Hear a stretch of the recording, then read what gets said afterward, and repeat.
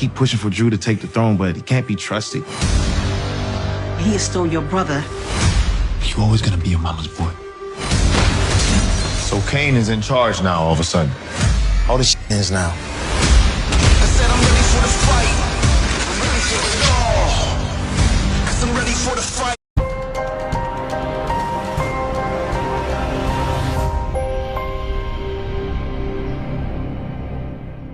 What's up, YouTube?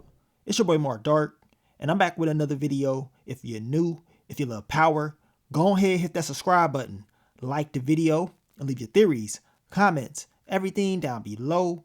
Now today, we're going to be talking about Power Book 2 Ghost Season 4, and we're going to be talking about your boy, Drew Tejada. This is the early predictions for his character, based off those first 2 episodes, and of course, based off his description. I will be doing the description breakdown for his character, and you already know I'm going to give you guys some predictions for what's to come this season. Now, you guys, and make sure you checked out my last few videos. I talked about Detective Don Carter, gave you the early predictions for his character because we know he going to be on one in season 4. And also check out the early predictions video that I did about your girl Effie. But when it comes to Drew, we know Drew, he has had a lot of potential, y'all. A whole lot of potential. So we're going to talk about that. I know a lot of people believe that I hate Drew. I actually don't hate his character. It's just that I'm disappointed. I'm disappointed in Drew's character because he could have done so much in the game, only if he was not so emotional. So we're going to talk about it, but let's go over his description. Now, the description reads, Drew begins season 4 allied with Noma and his siblings as they go to war against Tariq and Brayden.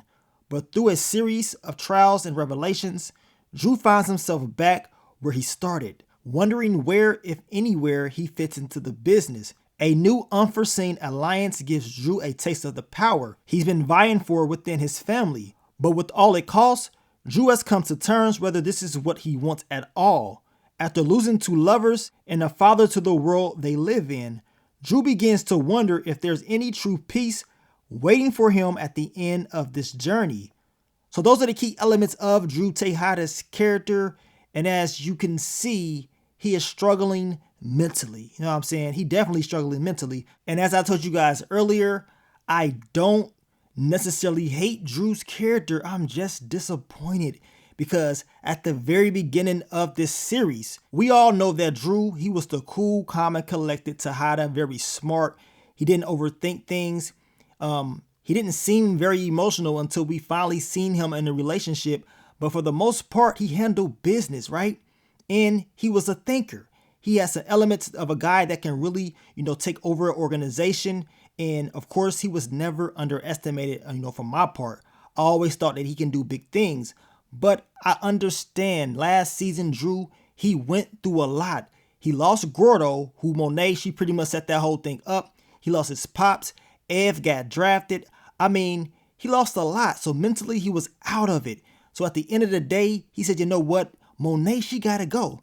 That's how he was feeling. On top of that, he said, you know what? Tariq, you got to take the fall for it. So that's where I was like, okay, so damn, he really switching up like that.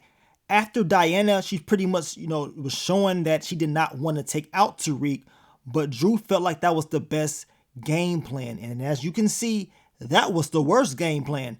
That was a very huge mistake. He should have never done that in the first place, in my opinion. You know what I'm saying? So that's my whole issue with Drew. He switched up real quick.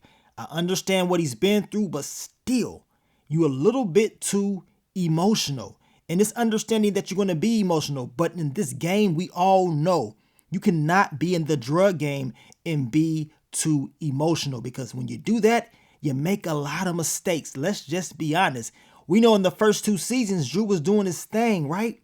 But we know in season 3, your boy Kane, he said, you know what? It's time for me to take over. And Kane, he was on one. Kane was on fire, especially in that first half of season 3. I mean, he was doing a lot of things for the organization, for his family. And then we start to see that Drew was kind of jealous of his brother because he didn't think Kane can do it. You know what I'm saying? He was mad that Lorenzo was saying that Kane is in charge. He hated that. And in the promo for this season, with Drew going up against Kane, you can tell he still hates the fact that Kane could be running things and that Kane could be controlling the entire family. He doesn't like it. So this is why, one of the reasons why at least Drew feels like he needs to be the top dog. But he has to understand that in this game, you cannot be that emotional. I mean, he was slipping up, y'all. Drew was definitely slipping up last season. I mean, come on. Y'all got to be putting in work. We ain't got time to be seeing you kicking it with Ev, all emotional about Gordo. And, I understand he's gay. This ain't about him being gay. It's a simple fact that this man makes dumb decisions. He doesn't think right when he's involved with a lover.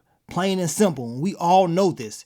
Drew, when he's not thinking about Ev or Gordo, he's on his A game. He's doing what he needs to do. This is why it makes season 4 so interesting, because for the first time, we should be able to see Drew just focus on the game and not, his love life. That is a complete weakness for him. As Kane told him, you don't got time to be an NBA housewife. Like, come on, let's get to it. If you want to be in the game, you got to be focused. See, to be honest with you guys, Drew deep down inside does not want to be in the game. He really wants to be an artist. I guarantee you, if he can, start all over, he would not be in the drug game at all. He would probably be in school for art. That's what he will be doing. You know what I'm saying? But no, he's involved in all of this because of his family, the choices that he's made, and what he's been through. So it is what it is, right? So now he's deep in it, and he's going to be going back and forth with his brother Kane. They've been, foreshadowing Kane and Drew going at it since season 1. And now we're going to see them go head to head, but we already know it's probably not going to end the way we think it's going to end, because we know they're going to stop. We know based off Kane's description, which I'm going to break down his character, that Monet, she don't want them going at it, and she wants Kane to just stand down. And as I told you guys earlier, from the very beginning, everybody, for the most part, gave Drew his props because of the way he moved and how he was thinking. But even though Drew was cool, calm, and calculated, the people in the show, they did not really give him his respect like that for real. It's like Drew still had to prove himself on the streets, and they feared Kane. I mean, the Tejadas, his family, they gave him his props. They wanted him to be at the top spot, but deep down inside, when it came to the streets and everybody else, they did not give a damn at all. And we already know Kane, he has saved his brother numerous of times, right? He's always been there for his brother when it's all said and done. Even though they go back and forth and stuff, when Drew's in trouble, Kane's there to help save the day. Now, as I told you guys, it will be a back and forth war between the two, but things are going to play out a little bit different. I don't know if the brothers are going to take each other out. As I told you guys, I believe Detective Don Carter, he will be the main enemy. And of course, they will need to be together. I'm talking about Drew and Kane. They're going to need to be on the same team and not going back and forth with each other in order to take down any enemy. You know what I'm saying? So hopefully they can do that and stop beefing. But we know the beef and war, it is coming. You know what I'm saying? Because Kane, he going to be pissed off once he finds out that Drew and Diana set everything up and they lied to his face, making it seem like they did not have anything to do with it. Now we know based off the description that Drew, he will second guess some of the things that he's doing. Like, man, should I really be in the game? You know what I'm saying? When it's all said and done, I'm not really going to have peace. This is some of the things that he's going to be thinking while he's doing all this work. And deep down inside, Drew knows the answer. It's never going to be any peace, especially when you're in the drug game. So do you really want to do it? Deep down inside, as I told you guys, I don't think so. Unless something changes this season, Drew probably should just step down. You know what I'm saying? Step down. As I told you guys, if Drew does decide that he wants to do this, and if he decides that he wants to, get a new lover, he has to control those emotions. That is a weakness. This is why he's made so many mistakes. And as I told you guys, the biggest mistake was going up against Tariq. That's the last thing that he should have done. But man, he sure did recover after that first episode, y'all. Got smacked with that car. That boy popped the Sentu bean. He was back at it. The very next episode, all healed up, and he was on one. I mean, Drew, he was really about that life. He said, look, go ahead and take Monet out with that pillow. He was not playing around. I mean, he's really on demon time in season 4. But we definitely going to see what type of timing he's going to be on by the end of the season. As I told you guys, since he survived episode 1, You already know he gonna be here to the very end. I mean, we gonna see if he does survive. I mean, he should have got taken out in the first episode, plain and simple. After the crash, Braden should have ran up on him, took him out just like that. Tariq, all of a sudden, he can't shoot. I don't know if the aim sensitivity was all messed up. I mean, he was lagging or something. I mean, this man couldn't shoot for nothing. And you already know if you play any first-person shooters, if that aim sensitivity is messed up or is lagging, you probably gonna be shooting like Tariq was shooting in episode 1. Can't hit nothing.